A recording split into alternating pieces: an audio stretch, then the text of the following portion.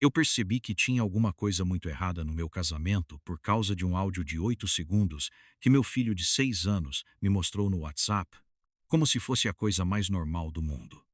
Até hoje eu lembro do frio que subiu pela minha nuca quando ouvi a voz da minha esposa sussurrando. Depois ele dorme e eu desço, seguida da risada de um homem que eu conhecia bem demais. O pior não foi o áudio. O pior foi perceber que ela não fazia ideia de que tinha mandado aquilo para o celular do próprio filho. Era uma quinta-feira comum em Vila Isabel. Trânsito infernal, chuva ia fina. Eu cansado depois de apaziar o dia inteiro resolvendo problema em obra, enquanto a Juliana dizia pelo WhatsApp que estava exausta no salão onde trabalhava. Quando cheguei em casa, o Davi estava no sofá mexendo no tablet e falou: "Papai, mamãe apagou rapidinho essa mensagem, eu ouvi." Criança fala essas coisas sem entender o peso. Peguei o celular dele achando que era besteira, alguma figurinha, alguma piada. Aí ouvi aquele áudio. Eu reconheci a voz do cara na mesma hora. Renato, meu vizinho de andar. O cara que fazia churrasco comigo no condomínio quase todo domingo. O mesmo que chamava meu filho de campeão e pedia minha furadeira emprestada. Na hora meu corpo inteiro travou. Sabe quando você tenta convencer a si mesmo de que entendeu errado? Eu ouvi de novo. E de novo. Juliana falando baixo, íntima, quase sorrindo. Depois ele dorme e eu desço. Não tinha contexto possível que salvasse aquilo. Quando ela saiu do banho, eu já estava sentado na mesa da cozinha, olhando para o celular do Davi igual um maluco. Ela estranhou o meu silêncio na hora. Juliana me conhecia demais. "Que foi?" perguntou secando o cabelo. Eu mostrei o áudio sem falar nada. O rosto dela perdeu a cor por menos de 2 segundos. Depois voltou ao normal rápido demais. Muito rápido. Ela pegou o celular da minha mão e soltou uma risadinha nervosa. "Meu Deus, você tá surtando por isso?" Aquilo me desmontou mais do que se ela tivesse chorado. Ela disse que era brincadeira, que o Renato estava ajudando ela a carregar umas caixas antigas para o depósito do prédio, porque eu nunca tinha tempo para nada. Disse que, depois ele dorme e eu desço, era porque o Davi estava acordado e ela não queria deixar ele sozinho no apartamento. Tudo veio pronto. Ensaiado. Limpo demais. Eu queria acreditar. Juro que queria. Mas aquela mesma notícia que aconteceu outra coisa. Perto de meia-noite, enquanto ela fingia dormir do meu lado, o interfone tocou bem baixinho uma vez só. Não era toque normal de porteiro anunciando visita. Era aquele toque curto que moradores usam entre si no condomínio. Juliana abriu os olhos na mesma hora. E fingiu continuar dormindo. Eu fiquei imóvel na cama olhando para o teto enquanto o coração batia tão forte que parecia ecoar no quarto inteiro. Juliana estava virada de costas para mim, respirando devagar demais, perfeita demais, como alguém representando uma mulher dormindo. O interfone não tocou de novo, mas 5 minutos depois ouvi o elevador parando no nosso andar.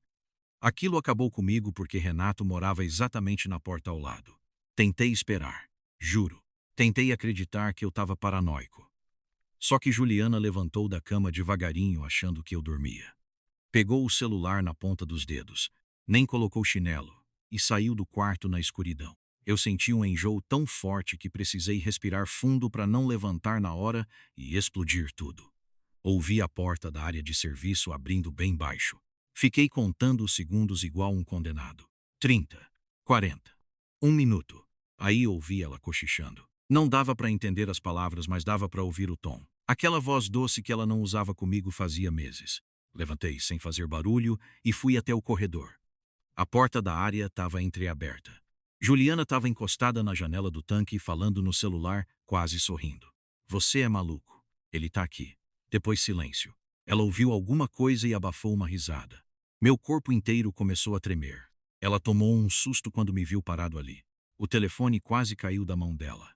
E ali aconteceu a primeira coisa que me fez perceber que eu já não conhecia mais minha esposa. Juliana não demonstrou culpa. Demonstrou raiva. "Você tá me seguindo agora?" Falou baixo, agressiva, como se eu tivesse feito algo absurdo. Perguntei com quem ela estava falando. Ela respondeu rápido demais. Disse que era uma cliente do salão confirmando o horário porque o WhatsApp dela estava ruim. À 00:20. Sussurrando na área de serviço. Eu perguntei então por que ela desligou assim que me viu. Ela virou o jogo na mesma hora. Disse que eu estava ficando doente, paranoico, controlador. Começou a chorar num segundo tão perfeito que parecia cena de novela. Eu não aguento mais você desconfiando de tudo. Só que eu nunca tinha desconfiado de nada. A discussão foi ficando feia e o pior era que ela parecia preparada. Cada frase vinha pronta. Você anda distante. Nunca tá em casa. Só sabe trabalhar. Eu me sinto sozinha. Era como se ela estivesse esperando aquela briga havia muito tempo. No meio disso tudo, o celular dela vibrou. Ela segurou forte antes que eu visse, mas eu vi. A notificação apareceu por meio segundo na tela apagando rápido. Desculpa. Achei que ele estava dormindo. Renato. Ela percebeu que eu li. E naquele instante o rosto dela mudou completamente. O choro sumiu. A expressão ficou fria, calculada. Juliana guardou o celular devagar e falou uma frase que eu nunca vou esquecer. Se você fizer escândalo nesse prédio, ninguém vai acreditar em você. Naquela hora eu senti um negócio estranho que não era nem raiva mais. Era humilhação. A forma como ela falou comigo, calma, quase entediada, me fez perceber que aquilo estava acontecendo havia muito mais tempo do que eu imaginava. Juliana não parecia uma mulher encurralada. Parecia alguém cansada de esconder. Eu dormi no sofá naquela noite. Ou pelo menos fingi dormir. Porque a verdade é que fiquei ouvindo cada passo dela no apartamento. O barulho do banheiro. A porta da geladeira. As notificações abafadas do celular vibrando sem parar. Lá pelas 3 da manhã ouvi a varanda abrindo. Depois uma mensagem de áudio bem baixa. Não consegui entender nada além de amanhã. No dia seguinte ela agiu como se nada tivesse acontecido. Fez café pro Davi, reclamou do trânsito na Tijuca, perguntou se eu podia buscar nosso filho na escola, porque ela teria cliente até tarde. Aquilo começou a mexer com a minha cabeça de um jeito perigoso. A naturalidade dela era absurda. Parecia que eu tinha imaginado tudo. Só que quando ela saiu para o trabalho, eu fiz uma coisa que nunca pensei fazer na vida. Peguei o iPad velho dela que ficava guardado na gaveta da sala. Juliana tinha trocado de aparelho meses antes, mas o WhatsApp continuava sincronizado. E foi ali que minha vida acabou de verdade. As conversas com Renato não eram recentes. Tinham meses. Talvez mais. Fotos apagadas. Mensagens arquivadas. Chamadas de vídeo de madrugada. Eu fui descendo aquilo com a mão tremendo, enquanto sentia meu casamento inteiro desmoronar dentro da minha cara. Mas o pior não era o caso. Era o jeito que ela falava de mim. Ele acredita em qualquer coisa. Marcelo é previsível. Só preciso fingir calma. Depois da virada do ano eu resolvo tudo. Tudo o quê? Continuei lendo até encontrar uma conversa da semana anterior que me fez sentir um vazio físico no peito. Renato perguntou. Ele já assinou? E Juliana respondeu.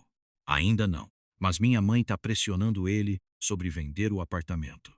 Na mesma hora lembrei da insistência da minha sogra nos últimos meses dizendo que a gente devia vender o imóvel e comprar uma casa maior em Campo Grande para criar o Davi com mais espaço. Eu achava que era preocupação de mãe. Não era. Tinha mais. Muito mais. Rolei a conversa até encontrar um comprovante de Pix de R$ 40.000, enviado da conta da Juliana, para uma mulher chamada Patrícia Vilela. Junto vinha a mensagem de Renato. Ela garante que consegue agilizar. Eu não fazia ideia de quem era Patrícia, até abrir o contato. Advogada de família. Meu sangue gelou. Juliana não estava só me traindo com meu vizinho. Ela estava preparando minha destruição fazia meses.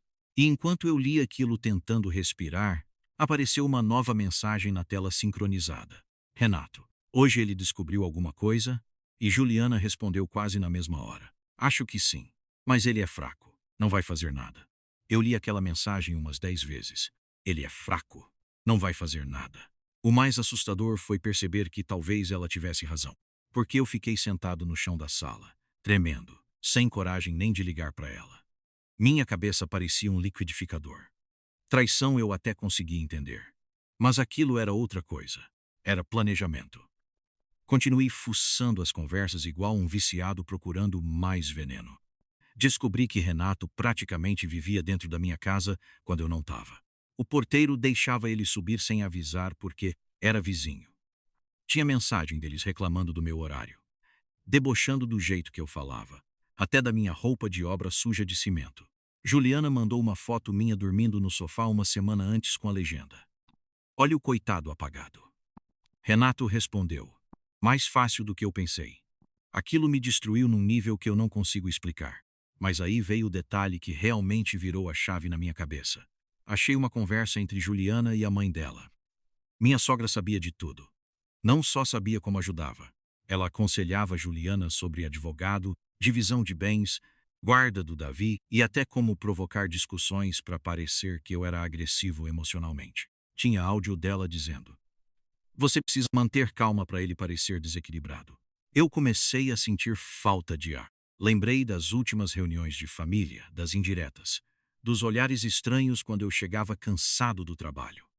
Eu era o único idiota naquela história inteira. Aí encontrei uma pasta no Google Drive compartilhada entre Juliana, Renato e a advogada.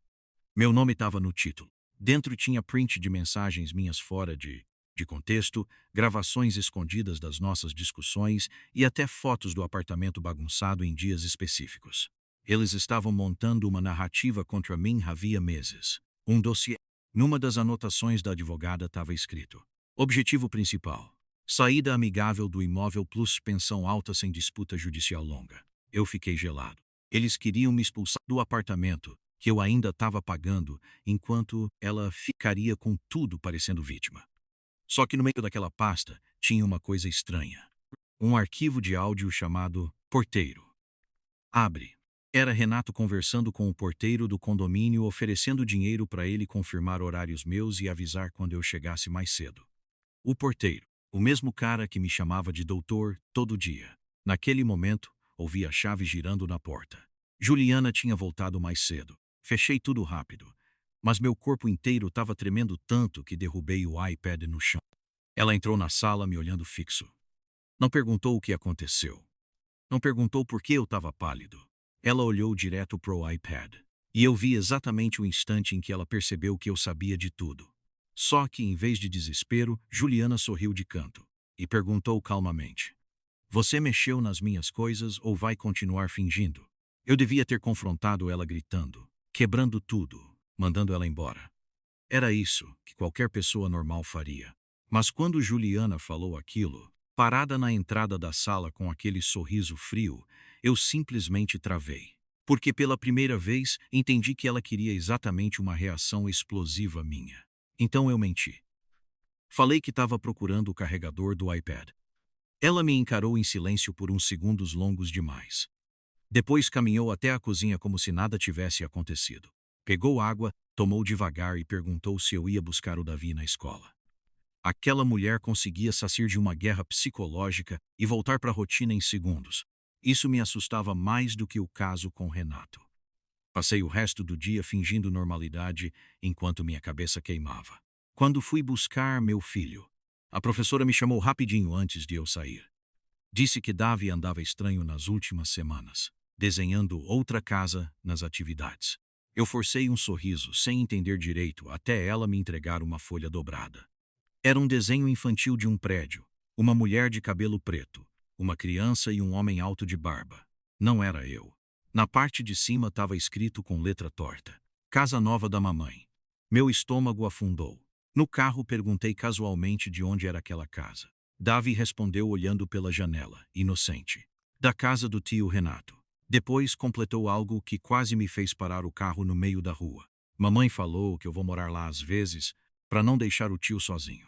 Eu senti um calor subir para o rosto tão forte que minhas mãos começaram a tremer no volante. Ela estava envolvendo meu filho nisso tudo.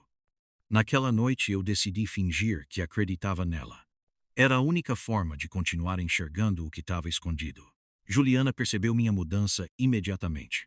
Ficou até mais leve comigo. Sentou perto no sofá. Perguntou se eu queria pedir japonês no iFood. Sorriu como fazia meses não sorria. Era atuação. Mais tarde, enquanto ela tomava banho, o celular dela vibrou em cima da cama. Não mexi, nem precisei. A tela acendeu sozinha. Reserva confirmada. Suite Premium. Check-in sexta às 21 horas. Nome da reserva: Juliana Azevedo e Renato Moura. Motel em Guaratiba. Meu peito ficou tão apertado que achei que ia infartar ali mesmo. Só que tinha outra mensagem logo abaixo, da advogada. Depois dessa sexta, ele precisa assinar logo. Não prolonga mais. Fiquei encarando aquilo tentando entender. Assinar o quê? A resposta veio menos de 10 minutos depois. Juliana saiu do banho. Sentou na cama enrolada na toalha e falou com a maior calma do mundo. Meu amor, amanhã o corretor vai vir aqui. A gente precisa conversar sobre vender o apartamento. Eu olhei para ela sentado na ponta da cama, enquanto a água do banho ainda escorria pelo cabelo dela e pensei numa coisa horrível. Juliana não tinha mais medo de mim descobrir.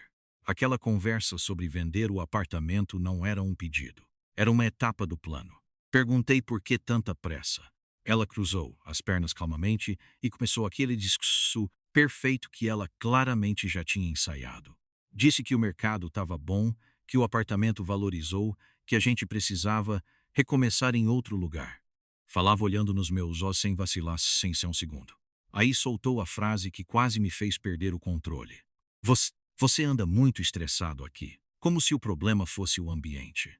Como se eu estivesse enlouquecendo sozinho. Perguntei desde quando ela queria vender o imóvel. Ela respondeu rápido demais. Uns meses. Meses. Exatamente o tempo das conversas com Renato e da advogada. Mas eu continuei fingindo. Na sexta-feira o corretor apareceu perto das 7 da noite. Um cara engomadinho demais chamado Fábio. Ele já chegou medindo parede, tirando foto, falando como se o apartamento estivesse praticamente vendido. Em determinado momento perguntou casualmente. Então vocês já decidiram como vai funcionar a guarda compartilhada? O mundo parou por um segundo. Juliana congelou quase imperceptivelmente. Ela não esperava aquilo. Fábio tentou corrigir rápido. Começou a gaguejar dizendo que confundiu com outro casal, mas já era tarde. Eu entendi na hora. Todo mundo naquela história já sabia do divórcio.